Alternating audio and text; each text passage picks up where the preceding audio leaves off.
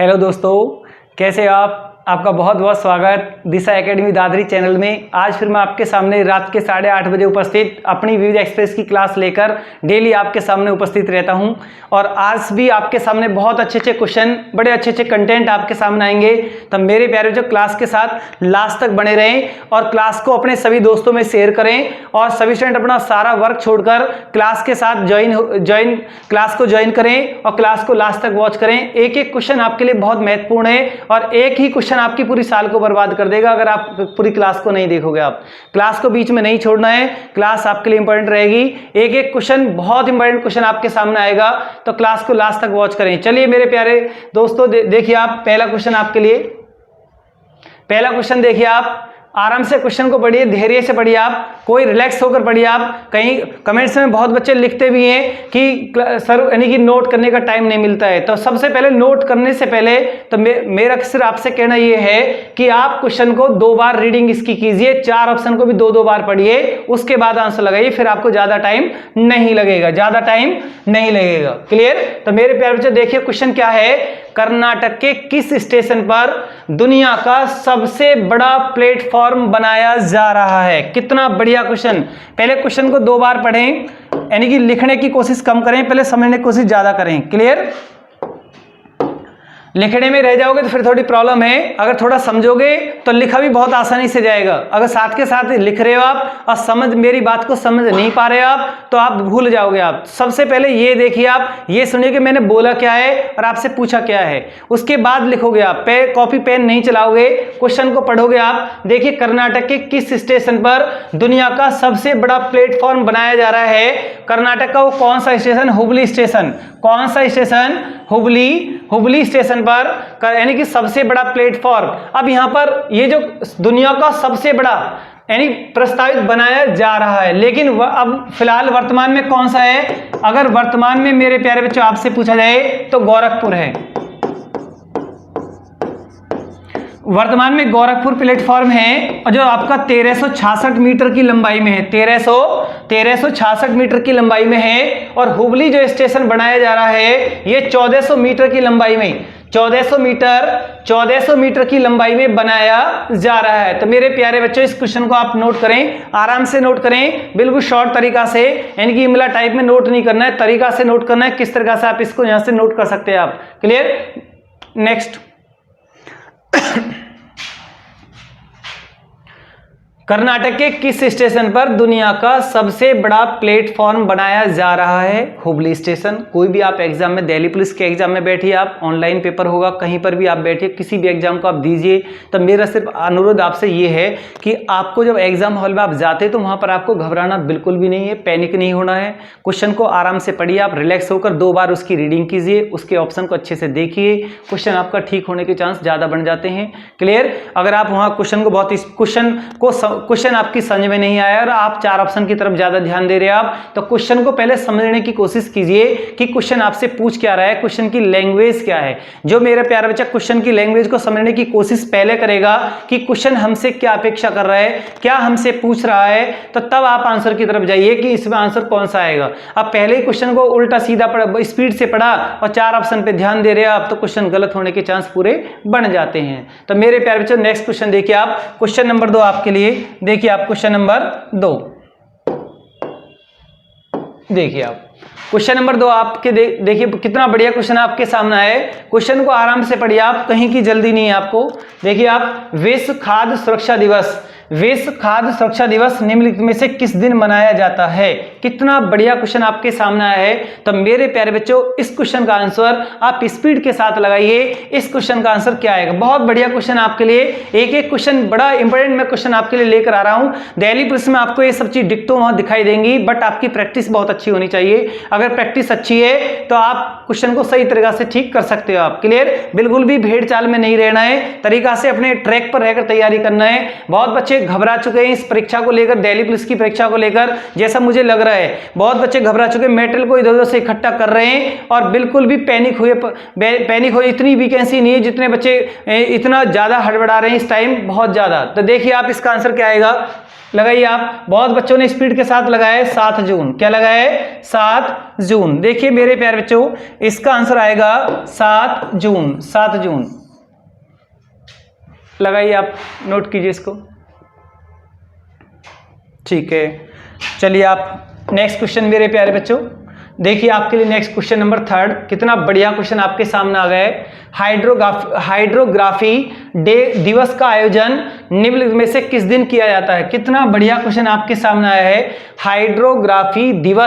Hydrography दिवस का आयोजन निम्नलिखित में किस दिन किया जाता है? तो स्पीड के साथ लगाएं, इतना बढ़िया पॉइंट आपके सामने आया है। एक तरीका से बहुत अच्छा क्वेश्चन मैं आपके सामने डे ये लेकर आया हूं। हाइड्रोग्राफी डे कौन से दिन बनता है? तो देख कर बताइए स्पीड के साथ आंसर क्या आएगा। लगाइए आप 21 जून। मेरे प्यारे बच्चे इसका आंसर आएगा 21 जून। 21 जून इसका आंसर आएगा। हाइड्रोग्राफी से मतलब होता है जो हमारे समुद्री तट हैं, झीलें हैं, नदियां हैं, उनमें जो भौतिक परिवर्तन होते हैं उनके लिए डे बनता है। हाइड्रोग्राफी से मतलब है समुद्री जो महाद्वीपों के जो तट हैं, समुद्री जो तट हैं, नदियां हैं, झीलें हैं, उनमें जो चेंजिंग आती है, उनमें जो चेंजिंग होती है उसका अध्ययन हाइड्रोग्राफी में होता है। तो इसकी स्टडी ये दिवस हम कौन सी डेट को मनाते हैं? 21 जून। तो मेरे प्यारे बच्चों 21 जून को एक डे और बताओगे आप, अंतर्राष्ट्रीय योग दिवस।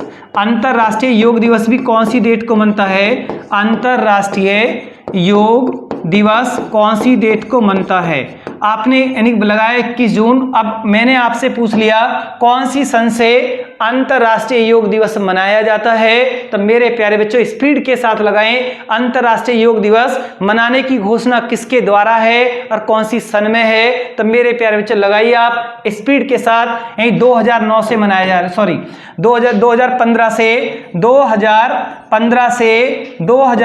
से मनाया जा रहा है। लिख सकते हैं आप 2015 से मनाया जा रहा है। और इसे मनाने की घोषणा यूएनओ की महासभा के द्वारा है। यूएनओ की महासभा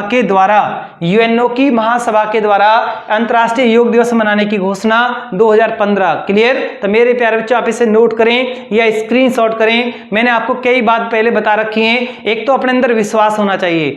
अगर स्टूडेंट को टीचर पर विश्वास नहीं है और बहुत ज्यादा पैनिक स्टूडेंट हुआ पड़ा है, मटेरियल इधर उधर से इकट्ठा कर रहा है, तो उसके लिए परीक्षा को पास करना बहुत बड़ा मुश्किल भी है। ये भी आप ध्यान रखना, मेरी बात आपको याद आएगी जिस दिन आप एग्जाम देकर आओगे। क्लियर? अगर स्टूडेंट को टीचर पर पूरा विश्वास है कि जो आपको मेथड दिया जा रहा है, जो आपको कंटेंट दिया जा रहा है, वही मेरे लिए सफिशिएंट है, उसकी परीक्षा पास हो जाती है। और जो इधर उधर से किताबों को इकट्ठा कर रहा है, मेटेरियल इकट्ठा करने पर लगा हुआ है और एग्जाम में 2-2.5 महीने बचे हुए हैं, बहुत पैनिक हुआ है और टॉपिक अच्छे से नहीं कर रखे, बेस बिल्कुल कमजोर है, ऐसे परीक्षा वो पास भी नहीं होगी। मैं आपकी परीक्षा को हार्ड नहीं कर रहा हूं, सिर्फ आपको वो सच्चाई बता रहा हूं जिससे बिल्कुल आप बहुत अनभिज्ञ हो चुके हो आप। क्लियर? देखिए मेरे प्यारे बच्चों, जब अंतर्राष्ट्रीय योग दिवस आपको बता दिया है 21 जून को मनता है और कब से मनाया जा रहा है? 2015 से मनाया जा रहा है। किसके द्वारा इसकी घोषणा हुई है? यूएनओ की महासभा के द्वारा हुई है। यूएनओ की महासभा के द्वारा हुई है।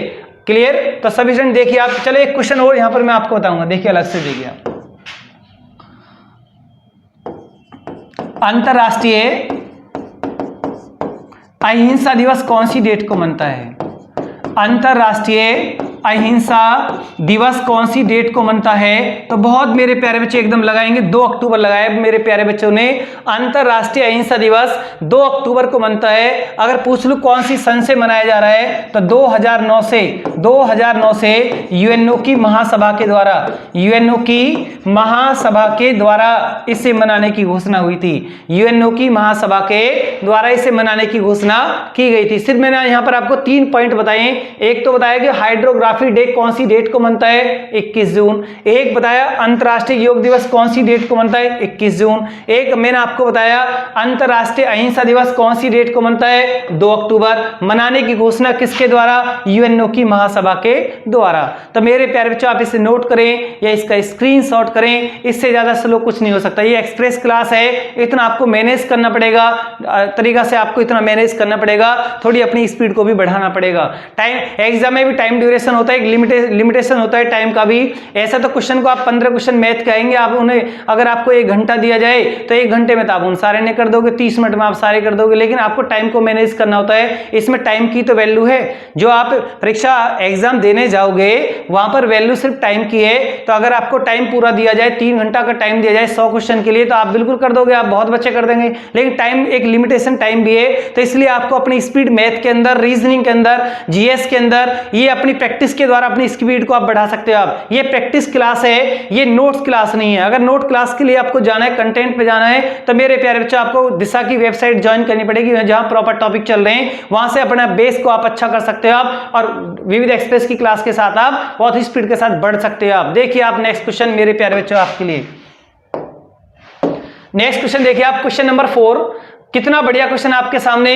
केंद्र सरकार ने सूक्ष्म, लघु और मध्यम उद्योगों की समस्याओं के समाधान में सहायता करने हेतु किस नाम से एक पोर्टल लॉन्च किया है? एक पोर्टल लॉन्च, एप्स लॉन्च किया है। तो मेरे प्यारे बच्चों किसके लिए, यानी कि किसके लिए? सूक्ष्म, लघु और मध्यम उद्योगों की समस्या के लिए, यानी जो छोटे छोटे कुटीर उद्योग हैं उनकी समस्या को लेकर एक गवर्नमेंट ने, केंद्र सरकार ने क्या बनाया है? एक पोर्टल ऐप लॉन्च किया है। उसका नाम क्या है? 4 ऑप्शन है, चैंपियन, ताकत, समाधान, निमंत्रण। स्पीड के साथ लगाएं कमेंट बॉक्स में। जिन बच्चों ने करंट पर बहुत अच्छी प्रैक्टिस कर रखी है, इधर उधर से भी बहुत ज्यादा वॉच कर रखा है, एप्स भी ले रखे हैं, स्पीड के साथ लगाएं कौन सा इसमें आंसर आएगा? निमंत्रण, समाधान, ताकत या चैंपियन? स्पीड के साथ लगाएं मेरे प्यारे बच्चों। बहुत बच्चे इसको सही भी कर रहे हैं और गलत भी बहुत कर रहे हैं और कुछ वेट कर रहे हैं।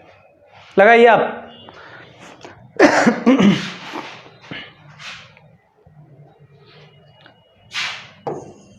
चैंपियन, इसका आंसर आएगा चैंपियन।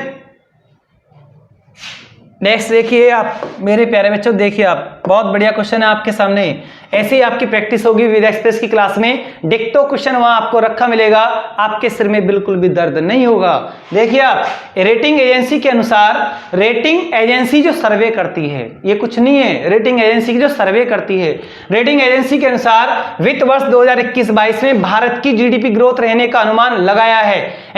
2021-22 में भारत की जीडीपी ग्रोथ मेरे प्यारे बच्चों कितनी रहेगी? तो मेरे प्यारे बच्चों देख कर बताइए आप कितनी जीडीपी ग्रोथ रहेगी, यहां पर देख के बताइए आप। यानी कि 9.5%, 6.5%, 7.2 या 3.2%। स्पीड के साथ अपने कमेंट बॉक्स में लगाएं मेरे प्यारे बच्चों, स्पीड के साथ लगाएं। जितने भी बच्चे क्लास को वॉच कर रहे हैं, क्वेश्चन का आंसर जरूर लगाएं, चाहे गलत ही क्यों ना लगाएं। स्पीड टाइपिंग एक साथ स्पीड से बढ़नी चाहिए कि इसका आंसर सर जी ये आएगा। क्लियर? लगाइए स्पीड के साथ क्या आंसर आएगा। मुझे आपके आंसर का इंतजार है, बिल्कुल आराम से नोट कीजिए, क्वेश्चन का आंसर लगाइए। आपको टाइम इतना मिलता है, एक्सप्रेस की क्लास में मैं इतना टाइम देता हूं आपको, और आधा टाइम तो आपको बच जाना चाहिए कि जब मैं बोल रहा हूं तो आप उसे साथ के साथ भी नोट कर सकते हो आप। क्लियर? देखिए मेरे प्यारे बच्चों, आप 99.5% रहने का अनुमान है। लेकिन आज की बात करोगे तो आज हमारी जीडीपी ग्रोथ बहुत घटी हुई है। तो आज जीडीपी ग्रोथ 2%, 1%, 2% के आसपास जो अनुमान चल रहा है बस इतनी ही चल पा रही है। क्लियर? तो जीडीपी देश का ग्रोथ घटा हुआ है। अगर देश का जीडीपी लगभग 1%, अगर 1% घटता है तो बहुत देश को घाटा होता है। लगभग 150 लाख, 140 लाख करोड़ का घाटा देश को हो जाता है 1% जीडीपी पर। क्लियर? तो देश की जीडीपी थोड़ी सी अभी डाउन है, बट बढ़ेगी 2021-22 में। 21-22 में अनुमान 9.5% का टारगेट है। देखिए आप क्या होता है आगे।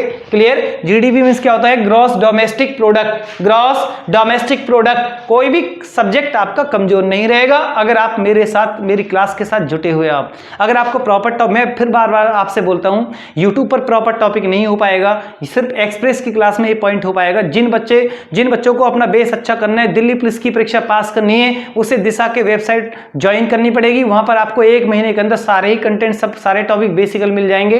तरीका से आप उसको ज्वाइन कीजिए और विद एक्सप्रेस की क्लास जुटिए, आप परीक्षा पास हो जाती है। आपको ज्यादा इधर उधर भटकने की जरूरत नहीं पड़ेगी। तो बहुत मेरे प्यारे बच्चे भटके पड़े हैं, उनका मैं जिम्मेदार बिल्कुल भी नहीं रहूंगा। क्लियर? देखिए आप नेक्स्ट। देखिए आप, किस देश के मानव रहित सबमर्सिबल ने हाल ही में महासागर के नीचे विश्व के सबसे गहरे गोता लगाने का कीर्तिमान बनाया है। कितना बढ़िया क्वेश्चन। कौन से देश ने सबमर्सिबल गोता सबसे गहरे गोता लगाने का कीर्तिमान बनाया है? तो कौन सा देश? सिंपल क्वेश्चन, ज्यादा कुछ समझाना नहीं है, चाइना। तो चाइना लिखोगे आप मेरे प्यारे बच्चों, क्या लिखोगे? चाइना। क्या आप इन चारों देशों की राजधानी बता सकते हो आप? मैंने आपसे वैसे ही जनरली पूछ लिया है, ज्यादा टाइम आपके इसमें नहीं लूंगा। चारों देशों की राजधानी क्या क्या है? नेपाल की राजधानी काठमांडू है, चाइना की बीजिंग है, बांग्लादेश की ढाका है, पाकिस्तान की इस्लामाबाद है। पाकिस्तान की इस्लामाबाद है। नेक्स्ट देखिए मेरे प्यारे बच्चों, नेक्स्ट क्वेश्चन आपके लिए। नेक्स्ट क्वेश्चन देखिए आप, क्वेश्चन नंबर 7। किस राज्य सरकार ने हाल ही में कक्षा 5 तक के बच्चों के लिए ऑनलाइन क्लास पर ऑनलाइन पर प्रतिबंध लगा दिया है? वो भारत का कौन सा राज्य है? मेरे प्यारे बच्चों स्पीड के साथ लगाएं, आंसर आपका बिल्कुल क्या आएगा?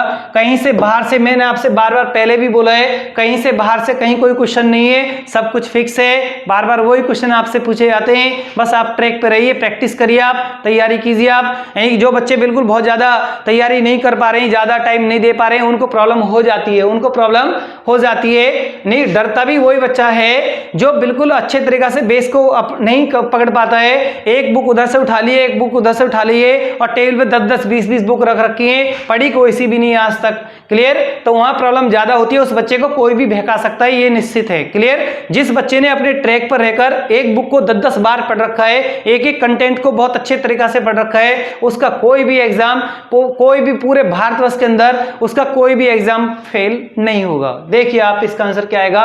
कर्नाटक वो राज्य है, कर्नाटक वो राज्य है जिसने ऑनलाइन कक्षा 5 तक पर रोक लगाई है। तो मेरे प्यारे बच्चों नेक्स्ट क्वेश्चन देखिए आप, नेक्स्ट क्वेश्चन आपके लिए बढ़िया क्वेश्चन। देखिए आप पढ़िए क्वेश्चन को आराम से, जिन बच्चों ने इतिहास पढ़ रखा है वो लगाएंगे इसको स्पीड के साथ।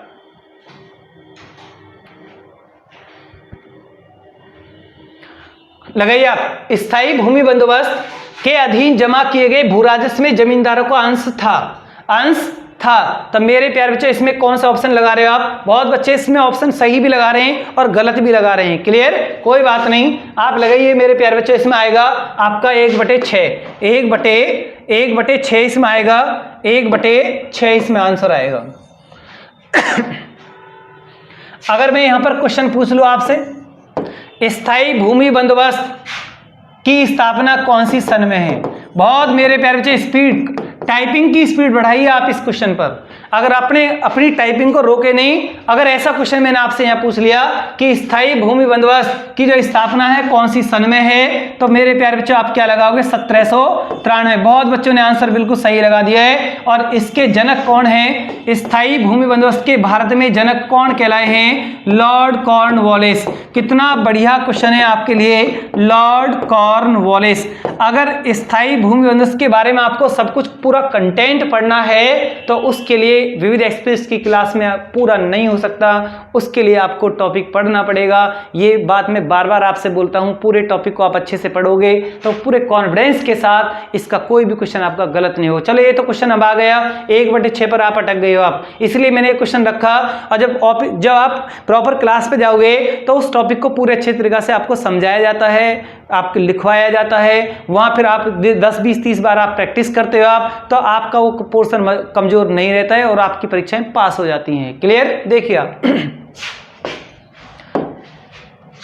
अब वो ट्रेंड मेरे प्यारे बच्चों, अब वो ट्रेंड बदल गया है कि छोटे छोटे क्वेश्चन पहले आते थे, उनसे परीक्षाएं पास हो जाती थी, लेकिन अब परीक्षाओं के इतने ट्रेंड बदले हुए हैं, क्वेश्चन का अब जो तरीका है आने का वो बिल्कुल बदला हुआ है और बिल्कुल रटा हुआ क्वेश्चन ज़्यादा नहीं आता है, बट समझा हुआ क्वेश्चन ज़्यादा आता है। जो आपने बेस को मजबूत बना लिया है वो ऑर्डर में लगवा देता है, उसी क्वेश्चन की लैंग्वेज को बदल देता है और उस लैंग्वेज को वही बच्चा क्वेश्चन की लैंग्वेज को पकड़ पाएगा जिसने उस टॉपिक पर बहुत गहन अध्ययन किया हुआ है, जिसने टॉपिक को प्रॉपर तरीका से पढ़ लिया है। उसका डेली पुलिस की बात नहीं, आप जिस एग्जाम को दोगे वो ही पास हो जाएगा। बार बार मैं इन्हीं बातों को बोलता हूँ, इनसे ज़्यादा कुछ और बोलना भी नहीं है। क्लियर? यानी क्लास चल रही है, इसमें सिर्फ क्लास की ही ऐसी बातें बताई जाती हैं, इसमें कोई शायरी नहीं होगी। क्लियर? देखिए आप, 1765 ईस्वी में मीर जाफर की मृत्यु के पश्चात बंगाल का नवाब किसे बनाया गया? कितना बढ़िया क्वेश्चन, मेरे प्यारे बच्चे देख कर लगाओ। बहुत बच्चे स्पीड से लगा भी रहे हैं, गलत भी लगा रहे हैं, लेकिन पहला आएगा नजमुद्दौला। मीर जाफर 1765। क्या 1765 में इलाहाबाद की संधि भी है? अभी पीछे विविध एक्सप्रेस की क्लास में लिखवाया था इलाहाबाद की संधि। और यहीं पर मैं आपको एक होमवर्क दूंगा, आप उन पॉइंटों पर, उन सनों पर ध्यान दोगे मेरे प्यारे बच्चों। आपके लिए होमवर्क ये है 1756, 1759, 1760, 1761, 1764। तो मेरे प्यारे बच्चों इस जब यहाँ सन 65 आया तो 65 से पहले मैंने आपको होमवर्क में ये सन दिए, इन सन को एक बार और रिमाइंड कर लेना जो भी आपके पास कंटेंट लिखे हुए हैं। नेक्स्ट देखिए आप 56, 59, 57 भी लिखना इसमें, सॉरी 57 तो रह गया, बहुत मोस्ट वेरी वेरी इंपॉर्टेंट। लिखिए आप मेरे प्यारे बच्चों, इन सनों को नोट कर लें, उसके बाद फिर देखें कि कौन कौन सी सन हमारे याद है, कौन सी सन में क्या लिखा हुआ है। मैं आपको यहाँ पर कुछ नहीं बताऊंगा, देखना आप।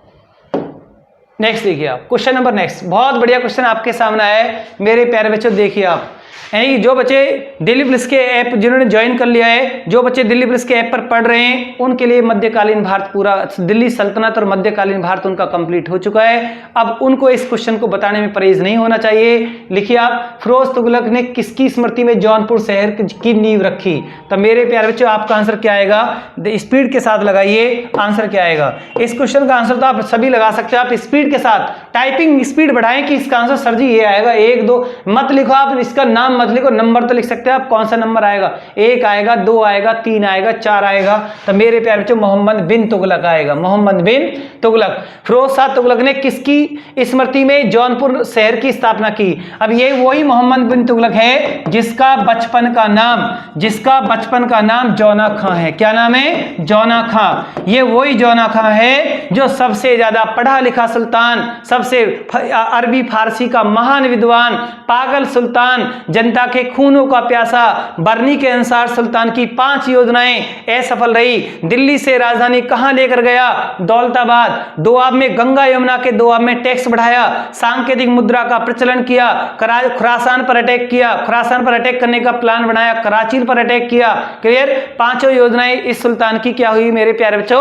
असफल रही हैं। यानी कि अफ्रीकी यात्री इब्न बतूता भी इसके दरबार में आया, अफ्रीकी यात्री इब्न बतूता भी इसके दरबार में आया। मोहम्मद बिन तुगलक जीएस के लिए मोस्ट वेरी वेरी इंपोर्टेंट। सबसे ज्यादा घरेलू विद्रोह किसके समय हुए मेरे प्यारे बच्चों? बताइए आप, जो जीएस जो कंटेंट को बेस तरीका से पढ़ रहे हैं हम, सबसे ज्यादा किस सुल्तान के समय घरेलू विद्रोह हुए? कभी क्वेश्चन आ जाए तो मोहम्मद बिन तुगलक आपको लगाना है, मोहम्मद बिन तुगलक आपको लगाना है। बहुत सारे कंटेंट इसके हैं, अब मैंने बोल भी बहुत सारे दिए, हो सकता है कि आपको उनमें से भी एक मिल जाए। तो मेरे प्यारे बच्चों आप उन्हें नोट नहीं कर पाए होंगे, ये बिल्कुल सत्य है, लेकिन आप जब जीएस के बेस पर जाओगे तो वहां पर सब आपको प्रॉपर तरीका से लिखवाया गया है। नेक्स्ट देखिए मेरे प्यारे बच्चों,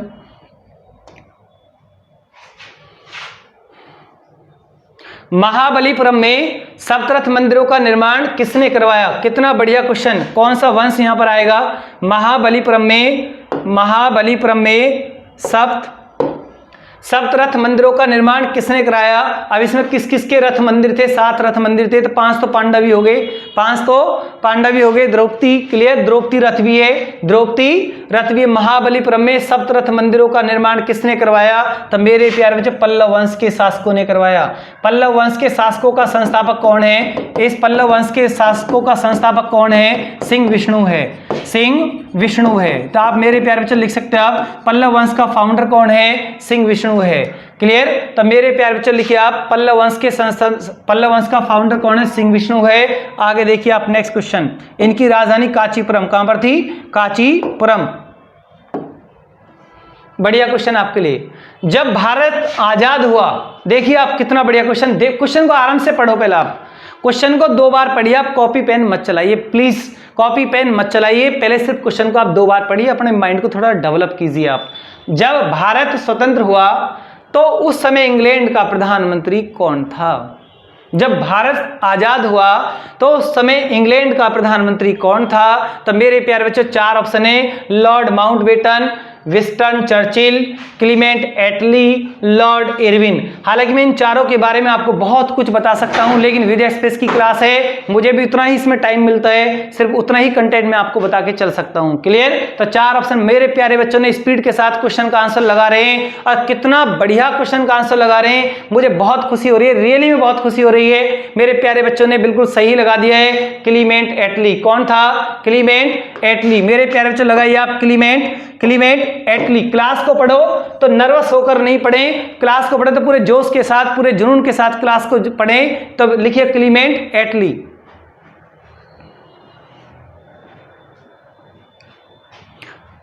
देखिए क्लीमेंट एटली। अब यहां पर जब मैं आपको इतिहास पढ़ाता हूं तो इस लाइन को कैसे, मैंने आपको कई बार बताया है। मैंने आपको बताया कि क्लीमेंट एटली, क्लीमेंट एटली ब्रिटेन का प्रधानमंत्री था और यहां पर गवर्नर जनरल वायसराय कौन था, यानी कि लॉर्ड माउंटबेटन। तो लॉर्ड माउंटबेटन योजना बनाई गई 3 जून 1947 को और लॉर्ड माउंटबेटन को वहां से आदेश मिला। किसका आदेश मिला? इंग्लैंड के प्रधानमंत्री ने आदेश किया किसके, लॉर्ड माउंटबेटन के लिए, जल्दी से एक योजना बनाइए और भारत को जल्दी से जल्दी आजाद कर दीजिए। भारत को जल्दी से जल्दी आजाद करने के लिए किसने आदेश कर दिया? ब्रिटेन के, इंग्लैंड के पीएम क्लीमेंट एटली। बहुत बढ़िया तरीका से जब मैं इतिहास पढ़ाऊंगा तो आपको बहुत अच्छे प्रॉपर तरीका से पढ़ाऊंगा। क्लियर? इतिहास दिल्ली पुलिस के कंटेंट पर चल रहा है और आधुनिक भारत उनका एक आज कल में वो स्टार्ट हो जाएगा, मध्यकालीन उनका फिनिश हो चुका है। आधुनिक भारत भी बहुत स्पीड के साथ उनका हो रहा है, बहुत अच्छे अच्छे कंटेंट उनके सामने जा रहे हैं। और वो उसके बाद जो आपकी विजय एक्सप्रेस की क्लास है उनकी टाइपिंग की जो स्पीड बढ़ रही है वो इसी कारण स्पीड बढ़ रही है कि उन्होंने इतिहास के उन पॉइंटों को बहुत अच्छे से पढ़ लिया है, बारीकी से पढ़ लिया है, उनका कोई क्वेश्चन गलत नहीं होगा। इतिहास के बाद ज्योग्राफी स्टार्ट हो जाएगी। नेक्स्ट देखिए मेरे प्यारे बच्चों, टाइम बहुत है मेरे पास, कहीं आपको कहीं नहीं जाना है, बहुत टाइम है। क्लियर? अभी एग्जाम नहीं है, एग्जाम से बहुत पहले मैं सब कुछ सारे सब्जेक्ट अच्छे से कवर कराऊंगा और विद एक्सप्रेस तो आपके सामने आ ही रही है। क्लियर? बहुत बच्चे अभी भ्रमित भी हैं कि हमने तो सब कुछ पढ़ रखा है, सिर्फ विद एक्सप्रेस मिलती रहे बहुत है। क्लियर? लेकिन एक एक नंबर की वैल्यू है, दिल्ली पुलिस का पेपर है, अगर एग्जाम में आप एक नंबर से भी फेल होते हो आप तो पूरा साल जाता है। अगले साल एग्जाम फॉर्म कब आए? 1.5 साल में आए, 2 में आए। बहुत बच्चे तो अभी इस तरीका से ईगो में है, भ्रमित भी हैं, तैयारी पे अच्छे तरीका से नहीं लगे हुए। तो मेरा सिर्फ उनसे अनुरोध है कि तैयारी ज्यादा से ज्यादा करें, 10-12 घंटे की स्टडी करें, सब कुछ भूल जाएं। सबसे पहले आपकी पहली प्रायोरिटी आपका सिलेक्शन है, आप सबसे पहली प्रायोरिटी जीवन में आपका ये सिलेक्शन है, बाद में सब कुछ है। क्लियर? देखिए मेरे प्यारे, कितना बढ़िया क्वेश्चन आपके सामने। गांधी किसे अपना राजनीतिक गुरु मानते हैं? कितना एक छोटा क्वेश्चन, सदाबहार क्वेश्चन। तो मेरे प्यारे बच्चों बता सकते हो आप स्पीड के साथ, मेरे प्यारे बच्चों ने स्पीड के साथ लगाया है, बिल्कुल सही लगा रहे हैं। गोपाल कृष्ण गोखले, गांधी जी के राजनीतिक गुरु कौन थे? गांधी जी के राजनीतिक गुरु कौन थे? गोपाल कृष्ण गोखले। गोपाल कृष्ण गोखले के गुरु कौन थे? गोपाल कृष्ण गोखले के गुरु कौन थे? इनके गुरु अगर आपसे पूछे जाए तो आप क्या बताओगे? एम.जी. रानाडे। एम.जी. रानाडे, महादेव गोविंद रानाडे। ये जो एम.जी. रानाडे हैं इन्हें महाराष्ट्र का सुकरात भी कहा जाता है। हर क्वेश्चन में पॉइंट में निकाल सकता हूं, बट वो ये कि आपके अंदर धैर्य नहीं है, आप क्लास को अच्छे से वॉच नहीं करते, आप क्लास देखते भाग जाते हो, आधे तो नमस्ते करके चले जाते हैं। बहुत दुख की बात भी है। क्लियर? एम.जी. रानाडे, इन्हें महाराष्ट्र का सुकरात भी कहा जाता है। महाराष्ट्र का सुकरात, महाराष्ट्र का सुकरात भी कहा जाता है। महाराष्ट्र का सुकरात किसे कहा जाता है? एम.जी. रानाडे के लिए बोला गया है। अब इनके ऊपर देखोगे आप तो मेरे प्यारे बच्चे बताइए आप दादा भाई नौरोजी के बारे में क्या मैंने आपको विविध एक्सप्रेस की क्लास में इसके सारे कंटेंट आपको बताए या नहीं बताए? यस और नो में जवाब दें। दादा भाई नौरोजी जीएस के लिए इतना इंपॉर्टेंट है, इसके सारे फैक्ट एक बार पूरा सर्किल में घुमाकर इसके सब कुछ मैंने आपको सब कुछ लिखवा रखा है। जिन बच्चों को दादा भाई नौरोजी के बारे में नॉलेज नहीं है तो मेरी पिछली विविध एक्सप्रेस की क्लास को वॉच करें, वहां पर दादा भाई नौरोजी पूरा लिखा हुआ है, अच्छे से वॉच करें। दादा भाई नौरोजी का भी कोई क्वेश्चन गलत नहीं होना चाहिए। एक एक कंटेंट मैंने आपको लिखवा रखा है, बाहर से कहीं कुछ नहीं है, सब कुछ फिक्स है, यहीं से सब कुछ आएगा, बिल्कुल बाहर से कहीं कुछ नहीं है। डर सिर्फ उन बच्चों को लग रहा है जिनकी तैयारी अच्छी नहीं है, और जिनकी तैयारी अच्छी है और सिटिंग बहुत अच्छी है और सब कुछ अच्छे से पढ़ रखा है, प्रैक्टिस चल रही है, उन्हें कोई डर नहीं है, उनको 100% जॉब मिलेगी, ये मेरा उनसे वादा है। और मेरे अंदर से भी ये आवाज आती है, उनको जॉब 100% मिलेगी। देखिए आप नेक्स्ट, सेन वंश का संस्थापक। कितना छोटा क्वेश्चन आपके सामने, बढ़िया क्वेश्चन आपके सामने आया। मेरे प्यारे बच्चों स्पीड के साथ लगाएं। सेन वंश का जो फाउंडर है वो कौन है?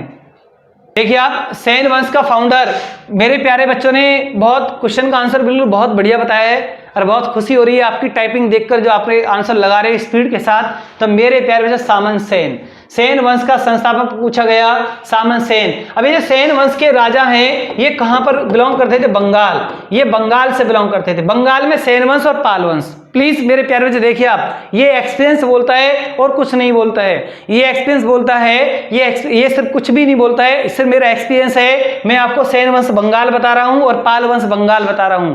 पाल वंश के राजा बौद्ध धर्म के अनुयायी थे, पाल वंश के राजा बौद्ध धर्म के अनुयायी थे। पाल वंश का संस्थापक गोपाल था और उसमें एक धर्मपाल भी था जिसने विक्रमशिला विश्वविद्यालय की स्थापना की है, विक्रमशिला विश्वविद्यालय की स्थापना की है मेरे प्यारे बच्चों। देखिए आप आगे क्वेश्चन, क्लियर। सामन सेन, अब यहां लक्ष्मण सेन की बात करोगे आप, लक्ष्मण सेन इस सेन वंश का सबसे महानतम राजा हुआ है, सबसे शक्तिशाली राजा, सबसे शक्तिशाली राजा इस सेन वंश का कौन हुआ है, सबसे शक्तिशाली राजा। मेरे प्यारे बच्चों एरो देखिए, मेरा एरो किधर की तरफ लग रहा है, लक्ष्मण सेन से मैंने नीचे लिखा, ये सेन वंश का सबसे पावरफुल राजा है, सबसे पावरफुल राजा है। और इस राजा के दरबार में जयदेव एक विद्वान व्यक्ति रहता है।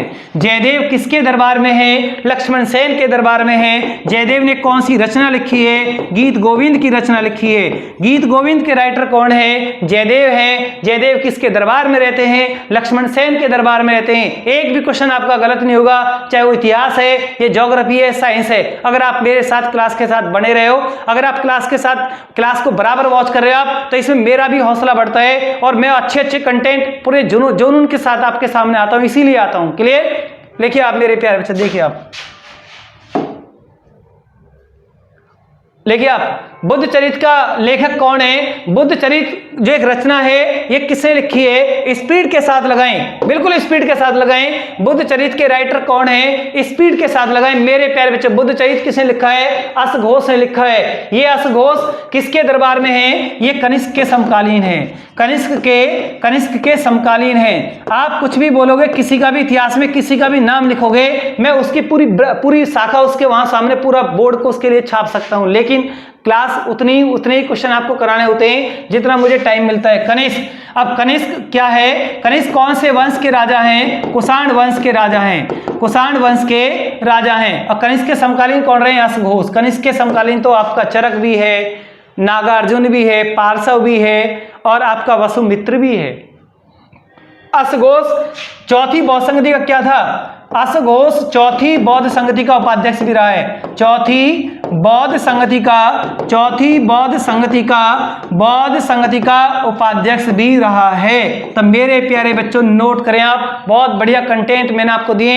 यहाँ पर बाण भट्ट को देखिए आप, ये जो बाण भट्ट है ये हर्षवर्धन का दरबारी कवि है, हर्षवर्धन का दरबारी कवि है, हर्षवर्धन का दरबारी कवि है। लिखिए मेरे प्यारे बच्चों, पार्श्वनाथ कौन है, ये जैन धर्म के 23वें तीर्थकर, जैन धर्म के 23वें तीर्थकर कौन हुए हैं, पार्श्वनाथ। सबका कंटेंट मैंने आपको बता दिया है, ये असमुद्र भी बता दिया, ये भी बता दिया। नोट करें, आराम से नोट करें प्लीज। कमेंट में ये ना लिखे कि क्वेश्चन मिटा दिए, सिर्फ जो मैं बोल रहा हूं मेरी आवाज आपको सुनाई पड़नी चाहिए। अगर मेरी आवाज आपके कानों तक जाती है तो आपको सब कुछ समझ में आता है। क्लियर। आवाज पे ध्यान नहीं है, कॉपी पर स्पीड से लिखने पर ध्यान है तो मामला गड़बड़ है। पहले मुझे सुनिए आप, मैं बोल क्या रहा हूं, उसके बाद नोट करें आप। देखिए आप, देखिए नेक्स्ट क्वेश्चन, क्वेश्चन नंबर 16 देखिए मेरे प्यारे बच्चों। क्वेश्चन को आराम से पढ़े, पहले आप क्वेश्चन को आराम से पढ़िए आप,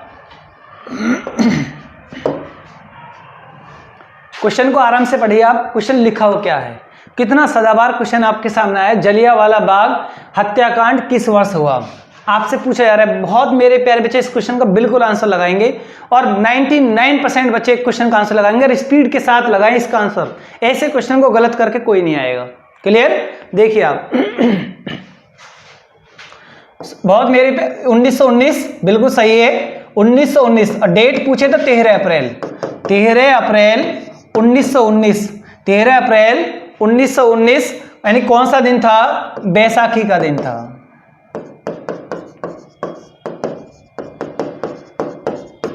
अब जलियांवाला बाग हत्याकांड पर डिस्कस करोगे आप, तो जलियांवाला बाग हत्याकांड घटना क्यों घटित हुई, ये बाग कहां पर है, ये बाग मेरे प्यारे बच्चों अमृतसर में। कहां पर है, अमृतसर।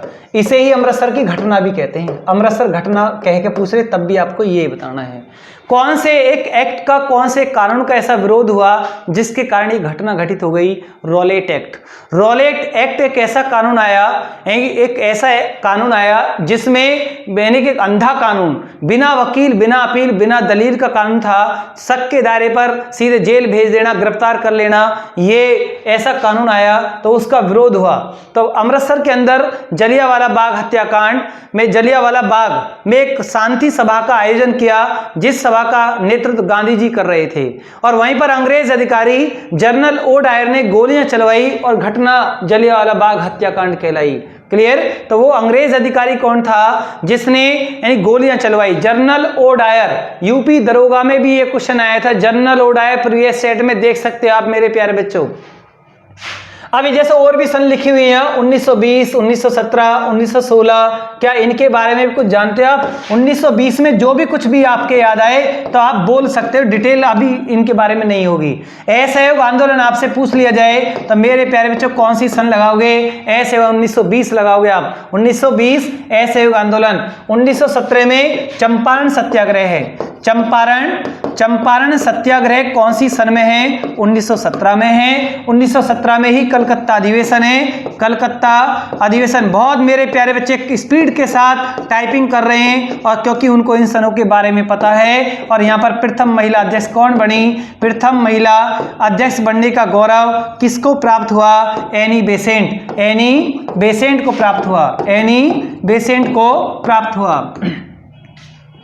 कांग्रेस की पहली महिला अध्यक्ष कौन रही है? कांग्रेस की पहली महिला अध्यक्ष कौन रही है? एनी बेसेंट रही है। पहले से मेरी आवाज को सुनिए आप। अगर आपको मेरी आवाज समझ में आ गई तो समझो कि आपको वो पॉइंट सारा समझ में आ गया। अगर आप लिखने पर लगे हुए आप और मेरी आवाज को नहीं सुन पा रहे हो, आप अच्छे से उस पर गौर नहीं दे पा रहे हो आप, तो वो लिखने का भी कोई फायदा नहीं है। क्लियर? नहीं। कांग्रेस की पहली महिला अध्यक्ष बनने का गौरव किस महिला को प्राप्त है? Annie Besant. कौन सी सन में रही है? 1917 कलकत्ता अधिवेशन। कौन सा अधिवेशन? कलकत्ता अधिवेशन। क्लियर? 1916 की बात करोगे आप तो लखनऊ समझौता है। लखनऊ पैक्ट भी इसे कहते हैं। 1916 लखनऊ पैक्ट। और 1916 में मेरे प्यारे बच्चों होम रूल आंदोलन।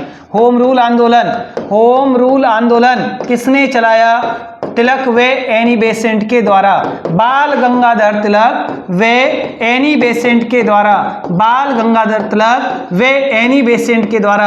आप निश्चिंत रहिए, अगर आप विविध एक्सप्रेस की क्लास के साथ जुटे हुए आप तो मैंने आपसे पहले भी बोल रखा है, मेरा आपसे वादा है कोई क्वेश्चन आपका गलत नहीं होगा, किसी भी सब्जेक्ट का गलत नहीं होगा। अगर आप विश्वास के साथ इस क्लास के साथ डेली इस क्लास को वॉच करते हैं, आपने अपना बहुत बढ़िया रूटीन बना रखा है कि डेली कुछ भी हो जाए 8:30 बजे यानी दिशा के प्लेटफॉर्म पर विविध एक्सप्रेस की क्लास को जरूर ज्वाइन करना है, क्योंकि दिल्ली पुलिस में 60 नंबर की जीएस है और ये विविध एक्सप्रेस की क्लास ही आपको दिल्ली पुलिस की परीक्षा को पास कराएगी, ये मेरा आपसे वादा है।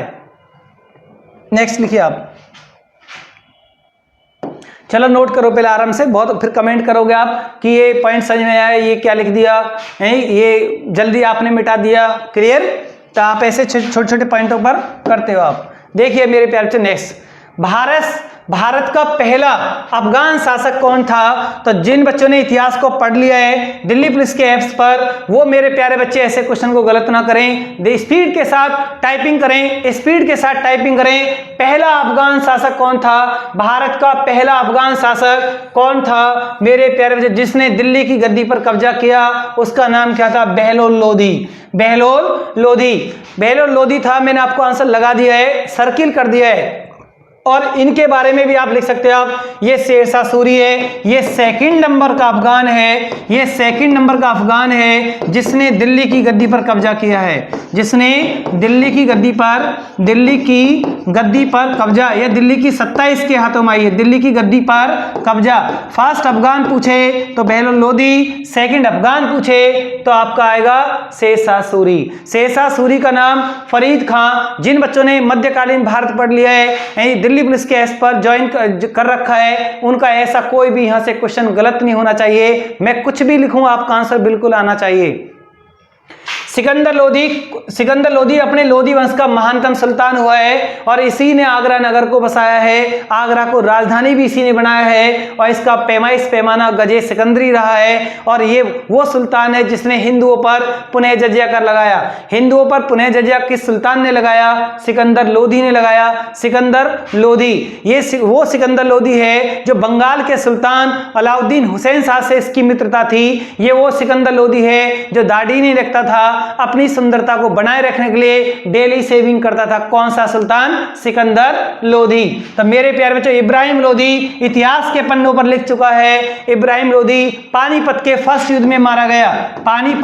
पानीपत का फर्स्ट युद्ध किस किस के बीच हुआ?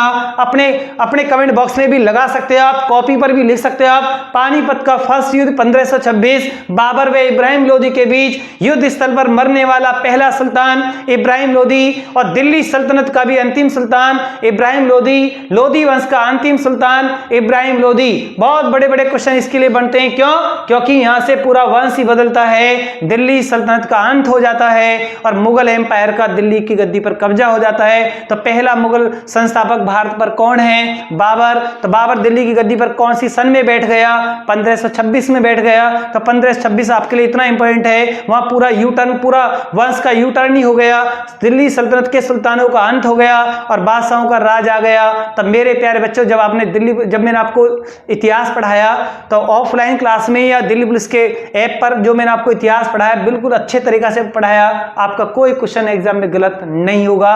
आगे देखिए आप नेक्स्ट क्वेश्चन देखिए आप, कितना बढ़िया क्वेश्चन है। कार की हेडलाइट का दर्पण कैसा होता है?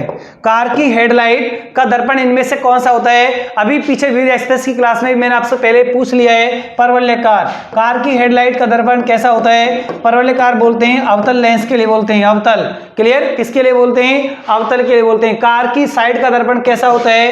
कार की साइड का दर्पण, कार की साइड का दर्पण पीछे देखने के लिए कौन सा होता है? मेरे प्यारे बच्चों, स्पीड के साथ लगाएं। क्या कौन सा होता है? उत्तल होता है। कौन सा होता है? उत्तल लेंस होता है। उत्तल दर्पण होता है। स्पीड से आप इसे नोट करें या इसका स्क्रीनशॉट करें या शॉर्ट तरीका से आप इसे लेके और नेक्स्ट क्वेश्चन की तरफ चलें। देखिए आप, दाब बढ़ाने पर जल का क्वथनांक क्या होगा? दाब बढ़ाने पर, प्रेशर बढ़ाने पर जल का क्वथनांक कितना होगा? स्पीड के साथ लगाएं, कौन सा आपका आंसर आएगा? बढ़ेगा, घटेगा, अपरिवर्तित रहेगा, पहले बढ़ेगा फिर घटेगा। दाब बढ़ाने पर जल का क्वथनांक क्या होता है? बढ़ेगा। क्लियर? इसका आंसर क्या आएगा? बढ़ेगा। तो मेरे प्यारे बच्चों, नेक्स्ट क्वेश्चन देखिए आप, आसान क्वेश्चन है ये। इसके बाद देखिए क्वेश्चन नंबर 20, गोबर गैस। कितना बढ़िया क्वेश्चन आपके सामने आया। ये इतना सदाबहार क्वेश्चन है, सिपाही की परीक्षा में भी रखा मिलता है और आईएएस की परीक्षा में भी रखा मिलता है, क्योंकि इसकी इंपॉर्टेंस की पावर बहुत ज्यादा है। गोबर गैस में मुख्य रूप से कौन सी गैस पाई जाती है? 4 ऑप्शन आपको मिले हुए हैं, तो बताओ मेरे प्यारे बच्चों। Chlorine, hydrogen, ethylene, methane. तो बहुत मेरे प्यारे बच्चों ने बिल्कुल क्वेश्चन का आंसर बिल्कुल सही लगा दिया है, मीथेन लगाया है। ये मीथेन CH4 यानी आदर्श गैस कौन सी गैस कहलाती है? आदर्श गैस कौन सी गैस कहलाती है? CH4 कहलाती है। CH4 कहलाती है। तो मेरे प्यारे बच्चों, नेक्स्ट क्वेश्चन की तरफ चलें। बढ़िया क्वेश्चन आपके सामने। गोबर गैस को ही क्या बोलते हैं? बायोगैस भी इसी को बोलते हैं। क्या बोलते हैं? बायोगैस कह के पूछ ले या गोबर गैस कह के पूछ ले, मतलब एक ही है, नेक्स्ट क्वेश्चन की तरफ चलें आप मेरे प्यारे बच्चों। देखिए आप नेक्स्ट क्वेश्चन, सबसे शुद्ध जल कौन सा होता है? कितना बढ़िया क्वेश्चन। कोई भी स्टूडेंट जो विविध एक्सप्रेस की क्लास स्टार्टिंग से करता है, वॉच करता है, डेली क्लास को पढ़ता है, उसका ऐसा क्वेश्चन गलत नहीं होना चाहिए। देख कर बताएं, सबसे शुद्ध जल कौन सा होता है? बहुत बच्चों ने लगा दिया है वर्षा का जल। सबसे शुद्ध जल कौन सा होता है? वर्षा का जल। अशुद्ध जल का पीएच मान कितना होता है? मैंने आपसे क्वेश्चन पूछ लिया, शुद्ध जल का पीएच मान कितना होता है? शुद्ध जल का पीएच मान 7 होता है, और जिसका पीएच मान 7 होता है तो मेरे प्यारे बच्चों क्या है? वो उदासीन है। अगर किसी का पीएच मान 7 से ज्यादा है तो बेस है, 7 से कम है तो एसिड है, 7 से ज्यादा है क्षारीय है, 7 से कम है तो अम्लीय है। क्लियर? देखिए आप नेक्स्ट, देखिए अब बहुत बढ़िया क्वेश्चन आपके सामने आया, देख के बताएं स्पीड के साथ आंसर क्या आएगा। वायुमंडलीय हवा पृथ्वी पर रखी जाती है गुरुत्व द्वारा, पवनों द्वारा, बादलों द्वारा, पृथ्वी के घूर्णन अक्ष द्वारा। मेरे प्यारे बच्चों स्पीड के साथ लगाएं, कौन सा आंसर आपका बिल्कुल सही आएगा।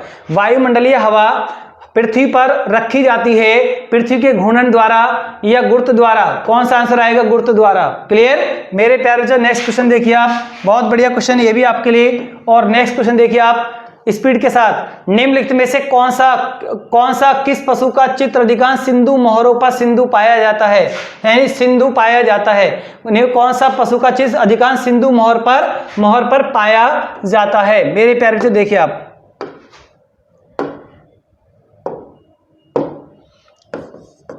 मोहर पर पाया जाता है हाथी, कुबड़ युक्त सांड या श्रृंगी पशु या तरंगी गेंडा। स्पीड के साथ लगाएं, इनमें कौन सा बिल्कुल आंसर सही आएगा। श्रृंगी पशु, ठीक है। नेक्स्ट देखिए आप, नेक्स्ट क्वेश्चन बहुत बढ़िया क्वेश्चन आपके सामने है। देखिए क्वेश्चन इतना इंपॉर्टेंट है, इसकी इंपॉर्टेंट की पावर बहुत ज्यादा है और ये क्वेश्चन एग्जाम में कई बार पूछा गया है। तो मेरे प्यारे बच्चों स्पीड के साथ लगाएं, इसका आंसर क्या आएगा, बहुत स्पीड के साथ। BCG का टीका किसके बचाव के लिए लगाया जाता है। BCG का टीका किसके बचाव के लिए लगाया जाता है। कैंसर के बचाव के लिए, दमा के लिए, क्षय रोग के लिए, पोलियो के लिए। तो मेरे प्यारे बच्चों बहुत बच्चों ने बिल्कुल स्पीड के साथ क्वेश्चन का आंसर बिल्कुल सही लगाया है। नंबर 3 आपका आंसर सही आएगा, क्षय रोग। क्षय रोग का दूसरा नाम क्या है, तपेदिक है। मेरे प्यारे बच्चों क्या है, तपेदिक है। या इसका तीसरा नाम क्या है, यक्ष्मा है, या इसी को हम क्या बोलते हैं, टीबी है। टीबी बोले तो माइकोबैक्टीरियम ट्यूबरक्लोसिस, माइकोबैक्टीरियम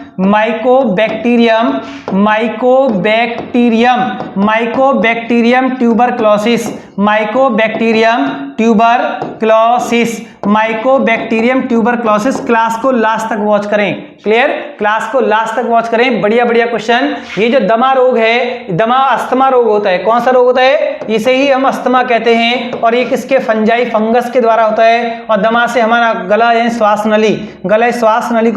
नली को प्रभावित करता है दमा रोग, गले को प्रभावित कर श्वास नली। कैंसर रोग हमारी बॉडी की जो सेल्स होती हैं वो बहुत स्पीड के साथ मल्टीप्लाई करती हैं, तो कैंसर रोग इस तरीका से है। पोलियो रोग किससे होता है, वायरस से होता है। पोलियो रोग किससे होता है, वायरस से होता है। तो मेरे प्यारे बच्चों आप इसे नोट करें, क्लियर। तो बच्चों के अंदर ऐसा एक बहुत बड़ा फोबिया हो जाता है, जैसे एक प्लेटफॉर्म पर कोई नया टीचर आ गया तो देखो भाई नया टीचर आया है, यानी कि ये तो महकार साहब तो बहुत ऐसे पुराने हैं, तो ये उनसे बढ़िया एक नया जो टीचर आया है ये अच्छा पढ़ाएगा। बच्चों के अंदर एक इस तरह से फोबिया फैला हुआ है जिसका कोई जवाब ही नहीं है, क्लियर। तो देखिए मेरे प्यारे, मुझे पता है कि मुझे अपने बच्चों को किस तरीके से पढ़ाना है, ये मैं बहुत भली बात ही जानता हूं, क्योंकि मैं आपको 10-11 साल से पढ़ा रहा हूं, 11 साल से लगातार अपने क्षेत्र के अंदर मेहनत कर रहा हूं। मुझे पता है किस बच्चे को किस तरीके से समझ में आता है, ये हम जानते हैं, क्लियर। तो मेरे प्यारे बच्चों आप इसे नोट करें या इसका स्क्रीनशॉट करें। और एक क्वेश्चन यहां पर और देखिए आप, BCG का फुल नेम। कई बार एग्जाम में BCG का फुल नेम भी आया है, bacillus Calmette Guerin. Bacillus Calmette Guerin, bacillus लिखिए मेरे प्यारे बच्चों, bacillus Calmette Guerin, bacillus Calmette Guerin. इसमें BCG में C का अर्थ भी कई बार पूछा है। अगर आपसे पूछा BCG में C का अर्थ क्या है या G का अर्थ क्या है, तो ग्यूरिन यानी इसमें C या G का अर्थ कई बार एग्जाम में पूछ लिया है। तो BCG का full name bacillus Calmette Guérin. और ये टीका किसके लिए जाता है, टीबी रोग में इसको दिया जाता है। और टीबी से बॉडी का कौन सा भाग प्रभावित होता है, टीबी से बॉडी का कौन सा पार्ट इफेक्टेड होता है, लंग्स प्रभावित होता है, फेफड़ा प्रभावित होता है। एक एक लाइन जो मेरे मुंह से निकल रही है वो आपके एग्जाम के लिए मोस्ट वेरी इंपॉर्टेंट है। इस बात का बिल्कुल आप ध्यान रखना। मेरी बात आपको आवाज सुनाई पड़ेगी, लेकिन कब, जब आप दिल्ली पुलिस का पेपर देकर आओगे, जब आपको याद आएगा कि एक एक कंटेंट विद एक्सप्रेस की क्लास में एक एक क्वेश्चन आपको वहां डिक्टो रखा मिला है। हमने लापरवाही की है, हमने क्लास को वॉच नहीं किया है, हम इधर उधर माइंड डाइवर्ट करते रहे, नए नए टीचरों की हम तलाश करते रहे, नए नए टीचरों को देखा कि ये टीचर आया है, ये हमको क्या पढ़ाएगा। उसने एक क्वेश्चन लिख दिया तो लगा कि यही क्वेश्चन सब कुछ है, लेकिन हमने जब सब कुछ लिख दिया, आपको सारा सब कुछ बोर्ड पर छाप दिया, तो आपको लगता है कि टीचर तो पुराने हैं, एक नया टीचर आया है, दूर से आया, अमेरिका से आया है, पता नहीं क्या पढ़ाएगा, क्लियर। एक इस तरह से फोबिया बहुत फैला हुआ है। तो मेरे प्यारे बच्चों, उस फोबिया से बचें और आगे बढ़ें। देखिए आप नेक्स्ट, मदर टेरेसा द्वारा स्थापित संस्था का क्या कहलाती है। स्पीड के साथ देख कर लगाएं, स्पीड के साथ आंसर क्या आएगा। मदर टेरेसा द्वारा स्थापित संस्था क्या कहलाती है, तब मेरे प्यारे बच्चों मदर टेरेसा की जो संस्था थी उसका नाम क्या है? Missionaries of charity. Missionaries of charity बहुत सदाबहार क्वेश्चन है और एग्जाम में कई बार आपसे पूछ लिया गया है। स्पीड के साथ इसको लगाएं और नेक्स्ट क्वेश्चन की तरफ चले। बहुत बढ़िया क्वेश्चन ये आपके सामने है। तब मेरे प्यारे बच्चों नेक्स्ट क्वेश्चन देखिए आप। नेक्स्ट क्वेश्चन, धवनी की चाल अधिक दिल्ली पुलिस में लास्ट ईयर यहां से भी एक क्वेश्चन आया, मैं बताऊंगा किस तरीके से वो क्वेश्चन आया। दिल्ली पुलिस ने यहां से पूछा धवनी की चाल अधिकतम किसमें होती है? बहुत सदाबहार क्वेश्चन, मेरे प्यारे बच्चों देखकर बताएं। दिल्ली पुलिस ऐसे क्वेश्चन को उठाकर रखती है, एसएससी ऐसे क्वेश्चन को उठाकर रखती है। धवनी की चाल मैक्सिमम किस में होती है? स्टील में होती है, ठोस में होती है, इस्पात में होती है। क्लियर? धवनी की चाल। और निर्वात में किसकी चाल मैक्सिमम होती है? निर्वात में मैक्सिमम चाल किसकी होती है? अपने कमेंट बॉक्स में स्पीड के साथ लगाएं, आंसर क्या आएगा? मैंने पूछ लिया निर्वात में मैक्सिमम चाल किसकी होती है? निर्वात में मैक्सिमम चाल किसकी होती है? निर्वात को अंग्रेजी में क्या बोलते हैं मेरे प्यारे बच्चों? वैक्यूम बोलते हैं। क्या बोलते हैं? वैक्यूम बोलते हैं। निर्वात में वैक्यूम में मैक्सिमम चाल किसकी होती है? प्रकाश की चाल। प्रकाश की चाल मैक्सिमम किस में होती है? प्रकाश की चाल सबसे ज्यादा किस में होती है? निर्वात में होती है। इस लाइन का सीधा मतलब है प्रकाश सबसे ज्यादा किस में तेज दौड़ता है? निर्वात में तेज दौड़ता है। तो मेरे प्यारे बच्चों निर्वात वो होता है जहां पर हवा तक भी नहीं होती, वो स्थान, वो स्पेस जहां पर एयर तक भी नहीं होती, उसको वैक्यूम या निर्वात कहते हैं। दिल्ली पुलिस ने लास्ट ईयर यही क्वेश्चन आपसे पूछा था और बच्चों ने गलत किया क्योंकि निर्वात इंग्लिश में उसने 4 ऑप्शन वैक्यूम रख दिया, गलत करके चले आए। क्लियर? तो जब प्रैक्टिस करोगे आप, बार बार प्रैक्टिस करोगे तो हिंदी इंग्लिश के नाम भी आपके याद रहेंगे, हिंदी इंग्लिश के नाम भी आपके याद रहेंगे। More practice more game. एक एक पॉइंट को आप, कंटेंट को एक पॉइंट से दूसरे पॉइंट को जोड़कर देखिए आप, कभी क्वेश्चन जीवन में गलत नहीं होगा। क्लियर? जो आप ऐसे डग्गा मार इधर से उधर से तैयारी की, वहां से उठाया मेटेरियल, वहां से उठाया, पर और सब्जेक्ट का बेस पता नहीं है, एक बेस अच्छा नहीं है, एक आपने अपना एक आधार नहीं बना रखा है, तो परीक्षा 100% फेल होगी। अगर आपने हर सब्जेक्ट का अपना एक बेस बना रखा है और 20-20, 50-50 बार प्रैक्टिस कर रखी है, कोई भी क्वेश्चन गलत नहीं होगा। कहीं बाहर से कहीं कुछ नहीं है, सब कुछ ये है। डरने की बिल्कुल भी जरूरत नहीं है, कोई फोबिया होने की बिल्कुल भी जरूरत नहीं है। दिल्ली पुलिस ही नहीं, जब आप पढ़ोगे, मेहनत करोगे आप, तब बड़े से बड़े मुकाम, बड़े से बड़े टेस्ट को आप ऐसे ही पास कर जाओगे, आपको पता भी नहीं चलेगा। क्लियर? तो मेरे प्यारे बच्चों आज वीर एक्सप्रेस की क्लास, अगर आपको आज ये क्लास पसंद आई है तो आप इस मेरे चैनल को लाइक कीजिए, शेयर कीजिए। धन्यवाद। Good night.